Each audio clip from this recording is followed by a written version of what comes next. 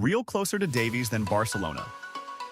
Barcelona is competing with Manchester United and Real Madrid to sign Alphonso Davies in the coming period, as his contract with Bayern ends at the end of this season. According to reports, Real Madrid is the front-runner for the player due to the financial stability of Los Blancos, unlike Barca's situation. Meanwhile, United has yet to convince Alphonso of their project, amid ongoing negotiations between the two parties. Page. Is it time for Brahim Diaz to leave Real Madrid? Brahim Diaz's departure from Real Madrid is one of the delicate topics currently on the table for the team, whether in the upcoming summer transfer window or perhaps even this winter. It wouldn't be surprising if the young Moroccan talent packs his bags and leaves the Santiago Bernabeu, even though he opted to stay last summer in pursuit of the white glory and more playing minutes. The Moroccan has been on the radar of several top clubs in the coming summer transfer market, including his former team AC Milan, Arsenal, and German champions Bayer Leverkusen. Why Brahim Diaz should leave Real Madrid? Brahim has strongly proven himself within Real Madrid's system throughout last season, contributing to the team's most prestigious titles, including La Liga and the Champions League. His contributions amounted to 21 goal involvements across all competitions, most of which were crucial in pushing the Los Blancos train toward trophy podiums. After the end of the season, and despite many options in the attacking line with the arrival of Kylian Mbappé and Endrick, he hoped to secure a starting role, but that may not materialize, especially under Ancelotti's leadership. The golden substitute excuse. Many players live in the shadows with limited appearances, like Nacho, for instance, who gets few chances only to replace injured players or participate in less significant matches or for limited minutes. Brahim Diaz's situation differs slightly, as he is preferred when options are limited, proving to be more effective as a substitute, much like players before him, such as Angel Di Maria.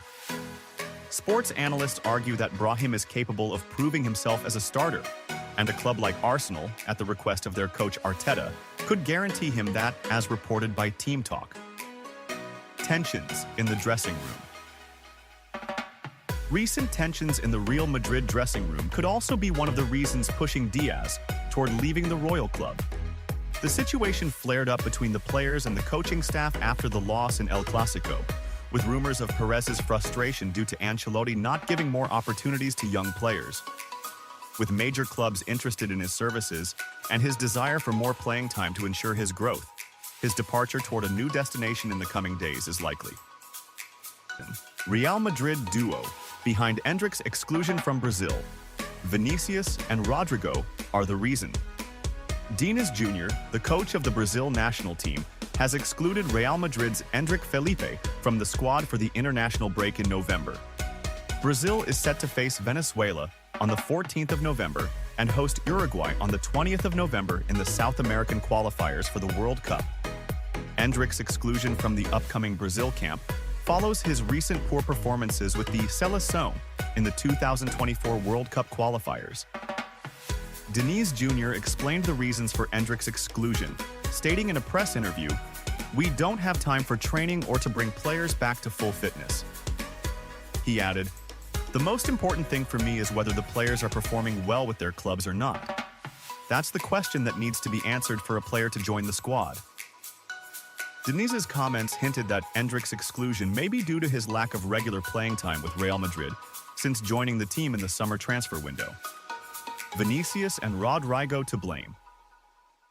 Endrick made a promising start at Real Madrid, but under Carlo Ancelotti, he has had limited playing time, failing to establish himself as a goal scorer as expected. His appearances have not been as impactful as anticipated, raising questions about whether he is adapting well to European football or simply needs more time. The young forward is under considerable pressure, yet he has not met expectations so far, whether with the club or the national team. Toni Kroos is the reason. The German's role in Bellingham's dip in form. Jude Bellingham, Real Madrid's player, has shown a decline in performance this season, both domestically and in Europe, after a strong start in his first season with the team. Real Madrid is aiming to repeat last season's success, largely backed by Bellingham's performances, but his form this season has raised many questions within the club as he's struggled to score. Since joining Real Madrid, the English international has played 53 matches across all competitions, scoring 23 goals and providing 16 assists in 4,613 minutes. This season, he has appeared in 11 matches, scoring no goals but providing 3 assists, and has won 4 titles with the team so far, including the Champions League, La Liga, UEFA Super Cup, and Spanish Super Cup. In his early days with Real Madrid, Carlo Ancelotti relied on Bellingham in various attacking roles last season, but now he is positioned in midfield, limiting his attacking impact, especially with the presence of Kylian Mbappé, who joined the team last summer from Paris Saint-Germain. Toni Kroos's role. The retirement of German star Toni Kroos at the end of last season has led to a significant change in Real Madrid's midfield. Kroos was a pivotal player in the team, delivering exceptional performances over many years and contributing to many titles. During his time, he held a central role in orchestrating the play with precise ball distribution and chance creation, allowing Bellingham more freedom in attack without defensive burdens. Since Kroos's retirement, Real Madrid's playing style has changed. Although the team has occasionally reverted to a 4-4-2 formation, Bellingham now plays as a central midfielder, reducing his attacking presence. This positional shift has distanced him from goal-scoring areas. Bellingham benefited from Kroos's presence, but now he must adapt to a new role that requires him to focus more on defensive duties, providing support to Valverde and Tchouaméni in midfield. This change has impacted his scoring rate, with the player yet to score a goal this season. Vâng, và trước khi tiếp tục video, thì các quý vị đang xem video thấy hay thì like, comment và đăng ký ủng hộ kênh với nhé. Một lần nữa xin chân thành cảm ơn quý vị rất nhiều. Guardiola's surprising comment on Vinicius losing the Ballon d'Or. In a detailed statement, Spanish coach Pep Guardiola, manager of Manchester City, shared his thoughts on the controversy surrounding Brazilian Vinicius Jr.'s loss of the 2024 Ballon d'Or, which ultimately went to Manchester City's Spanish star, Rodri. As expected, Guardiola's analysis was profound, highlighting his expansive vision of football, once again drawing widespread attention. Guardiola began by affirming Rodri's deserving win, saying, "Rodri is an incredible player in every sense, showing exceptional control in midfield and proving himself as one of the best holding midfielders in the world. He has been integral to Manchester City's success this year, contributing immensely to the team's achievements. He is a committed player with immense football intelligence, and his contributions should not be underestimated." However, after praising Rodri, Guardiola didn't hide his true feelings about Vinicius Jr., saying, "With all due respect to the results and votes, part of me believes Vinicius Jr.'s performance this year made him an ideal candidate for the Ballon d'Or." Vinicius has been a phenomenon on the field, a player with exceptional talent and a unique fighting spirit. He has shown abilities that make him one of the most exciting players in the world. Guardiola continued, "What Vinicius has done with Real Madrid is undeniable. He's a player who attracts fans to the stadium just to watch him. He rekindles the love for football in fans' hearts with his remarkable goals, exceptional dribbling, and contributions to the play. He has led his team to titles and made a difference in crucial matches. This level of performance is what makes a player truly deserving of the highest recognition in football." Guardiola noted that Vinicius might feel disappointed for not winning the award, adding, "Sometimes awards are simply a reflection of varying opinions and perspectives, with many factors affecting the choice. But this doesn't diminish Vinicius's value.